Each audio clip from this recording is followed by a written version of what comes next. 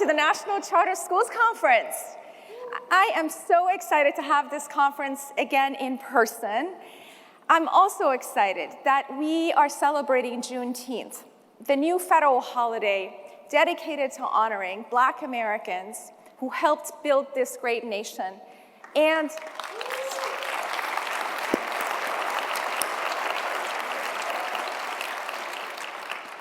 their continued fight for equity and opportunity. Unfortunately, we also gather with hearts still heavy from the recent tragedy in Uvalde, Texas, which claimed the lives of 19 children and 2 educators. Schools must be safe places for students to thrive and learn. The epidemic of gun violence in this country must end.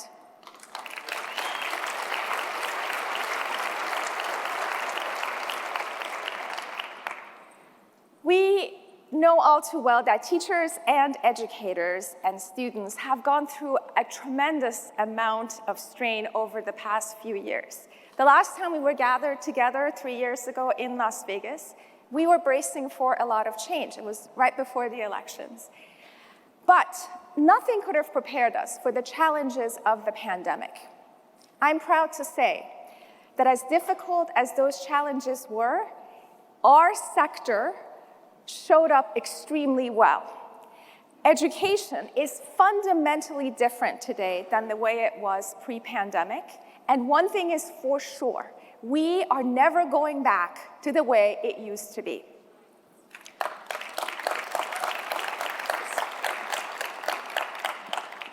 During the pandemic, many schools were forced to learn what our sector already knew, that rigid rules and regulations, right? That rigid rules and regulations were never going to work, that flexibility, autonomy, the ability to move dollars around were a better formula for success. We are proud of how you stood by your students and how you persevered through all of these challenges. And now that we're back together, let's give a round of applause to all of you for all of your hard work over the past 3 years.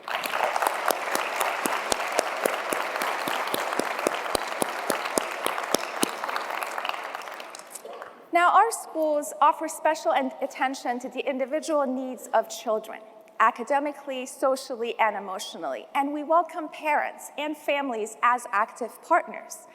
Naturally, families more want schools like us. In fact, tomorrow, we will be releasing a poll, a sneak peek of a poll of 5,000 parents around the country that shows exactly how much they value additional public school options.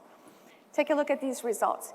85% of parents said they would be willing to vote outside of their political party for a candidate who stood with them on the issue of school choice. And just in case there's any confusion, 75% of those surveys indicated that they would send their children to a charter school if one were made available.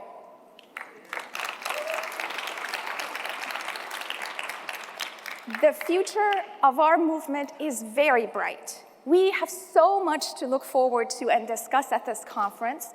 The National Alliance has put together a fantastic program over the next 2.5 years. Let's give them a round of applause.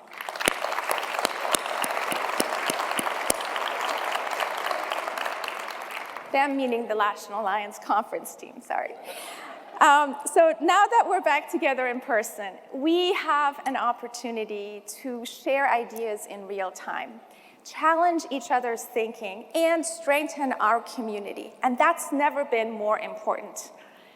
Many of society's problems today seem to stem from a lack of personal connection. To understand each other's perspectives and overcome differences, we have to know and care about one another. And it's so much easier to know each other when we have in-person, face-to-face interactions. So this morning, I want to talk to you about the importance and the benefits of reconnecting, not just here at the conference, but in our lives in general. I want to talk to you about why personal connections matter so much for our students and for our advocacy. Let's start, as always, with the students. Now, it's no secret that students thrive when they're with other kids and teachers in a classroom. During the pandemic, many charter school students were able to resume in-person instruction through their schools as early as August of 2020. This was like 5 months after the pandemic hit. This doesn't mean that the full-time remote arrangement was problematic for everyone. I saw my daughter, Sophia, who you just met, thrive in the online setting because she appreciated to learn more independently. For students who may struggle in social settings or be independent learners, or those who need to have a more flexible work or school schedule, remote learning can be a big help. But for other students, especially the little ones and their working parents, the online medium didn't work as well. And there are many studies on this topic that are giving you data points on what happened and all the problems that our schools are now trying to fix. Several other factors compounded the academic challenges. Rates of depression and anxiety skyrocketed during the pandemic, and sometimes led to devastating outcomes. The reasons behind this are varied, and our conference has several sessions focused on these pressing topics. In addition to academic and emotional support, there is another, sometimes overlooked reason why it's so important for students to have face-to-face interactions, and that's to prepare them to lead successful lives as engaged citizens. With political polarization more intense than ever before, we need to empower students to open their minds and use their voices in constructive ways that brings about positive change. And to that end, we are proud to announce our first cohort of rising leaders.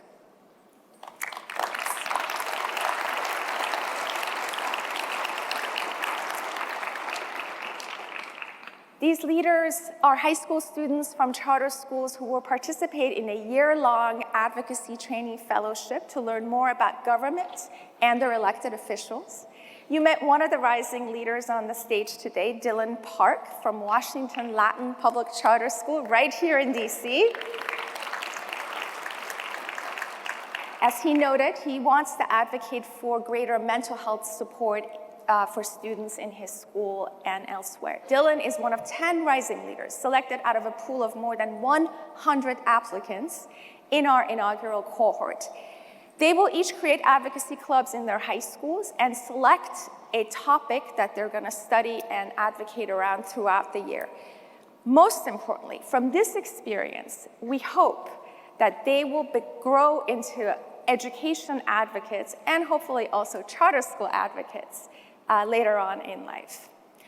We're excited to see the impact of these leaders and the impact they're going to have on their communities and their schools. But we also know that we have millions of other students in your schools every day.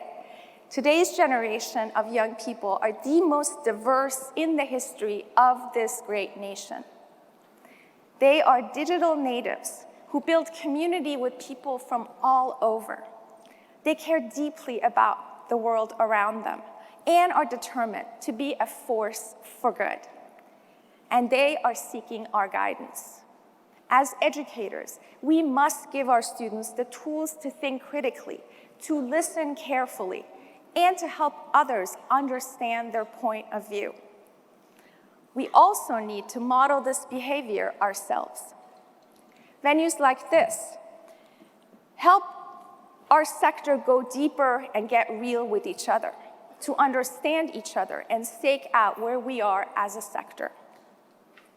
One of the most important aspects of the charter school movement is our diversity.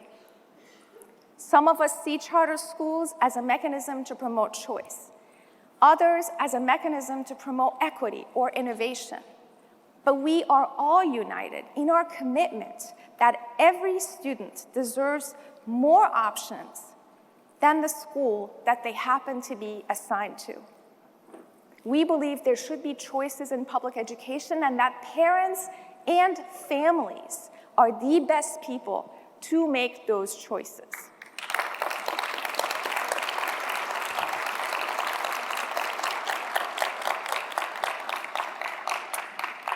Our coalition welcomes anyone who's committed to ensuring that every child has access to a high-quality public education. But there are people who want to divide our movement.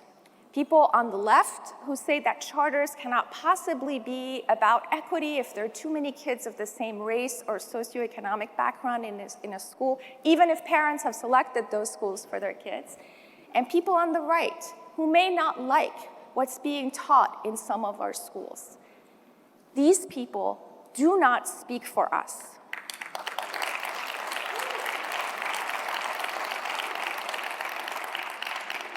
High-quality charter schools have been a lifeline for students of color, students in cities, students in rural areas, students from all walks of life for the past 30 years. And charter schools have done this by being proudly public, welcoming all students without any cost, entrance exam, or income requirements. Our diversity will continue to be a strength, not just racially, geographically, and culturally, but also ideologically. Our tent is big enough to handle differing views and still approach with one another with humility and respect. And that's because we are always focused on the same thing, achieving the best outcomes for kids. So, we will not be divided. We will stay united with respect for our differences and a passionate commitment for our shared values, because that's the only way to defend our schools, to broaden our movement, and bring the hope of a high-quality public charter school to every community and to all those millions of families waiting for their chance.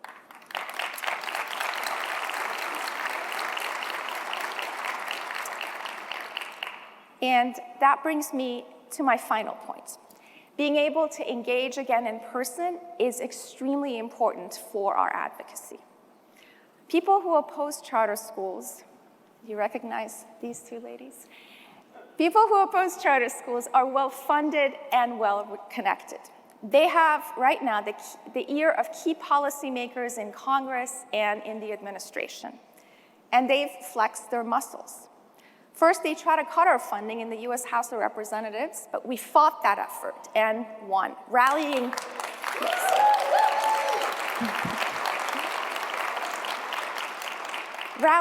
many of you here today and thousands of families and advocates around the country.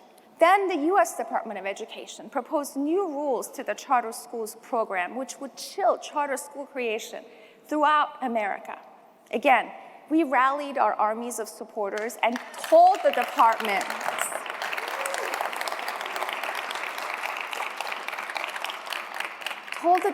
how harmful these rules would be.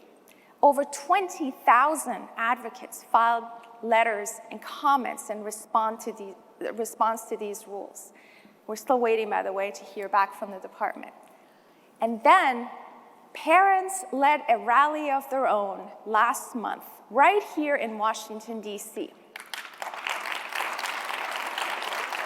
And I don't know if Miss Sarah's in the room. She told me she was going to be here with her moms. If any of the parents who came to our rally are in the room, please stand up so we can thank you again. There we go.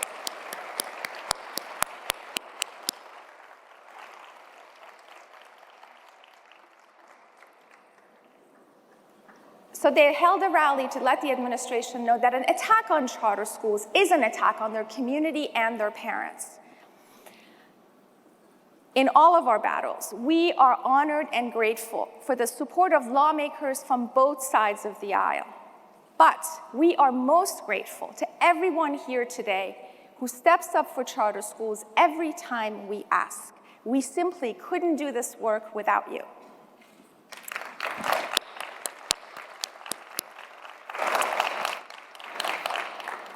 And we're not just advocating successfully here in Washington, D.C. In fact, some of our greatest victories in the past year came at the state level. For instance, students in Kentucky will finally have access to charter schools now that the state legislature and the governor approved a permanent funding mechanism for charter schools. That's right. We've been trying to do this in Kentucky for over a decade. So, just 3 years ago in New Mexico, if anyone's here from New Mexico, again, please raise your hand. Yes. Just 3 years ago in New Mexico, we were fighting off a moratorium. Our diverse coalition defeated that effort. And then earlier this year, the legislature unanimously approved a new facilities funding mechanism that will allow charter schools to spend more money in the classroom instead of on school buildings.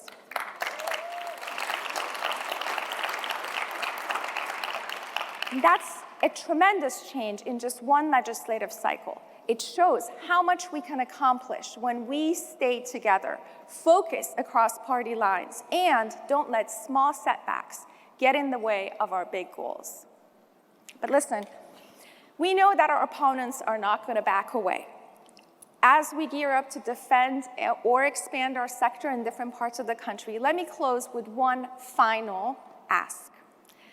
As effective as our meetings are here in Washington in congressional offices, they don't have as much of an impact as when these members visit your schools. Nothing beats introducing public officials to the students you serve and highlighting why the freedoms you have as charter school leaders are freedoms that make your schools better at adapting to crises like a pandemic, better at attracting and motivating teachers, better at making curricular course corrections when something doesn't work. You are dispelling the most pernicious myth in this country, that some kids cannot learn. The more you build the connective tissue with your community leaders and your elected officials, the harder it will be for our opponents to undermine us with myths and misinformation. So I'm asking everyone here today who's connected to a school to invite your members of Congress to visit your school in the next school year. If you're thinking, okay, I'd love to do this, but I don't even know where to begin, just ask this guy, my colleague, Marlon Greatex, at the National Alliance. He's been helping schools host these visits over time, and he can quickly give you the rundown on how to do this in the most effective way. Use the QR code on this screen. It will be up for a second so you can take a photo of it. Or simply go to the National Alliance booth in the exhibit hall to share your information with Marlon and invite your members to your schools. It will make a huge difference, not just for your schools and your students, but most importantly, for the millions of students waiting for their chance. In closing, I want to thank you again. We have a lot of fights ahead of us, huge challenges, but I have never felt more optimistic. Because of you, our movement is strong. Our voices are powerful. And we will not let anyone jeopardize our unique public schools and the 3.6 million students who attend them. Thank you for being here today. Thank you for being part of the charter school family. Have a great conference.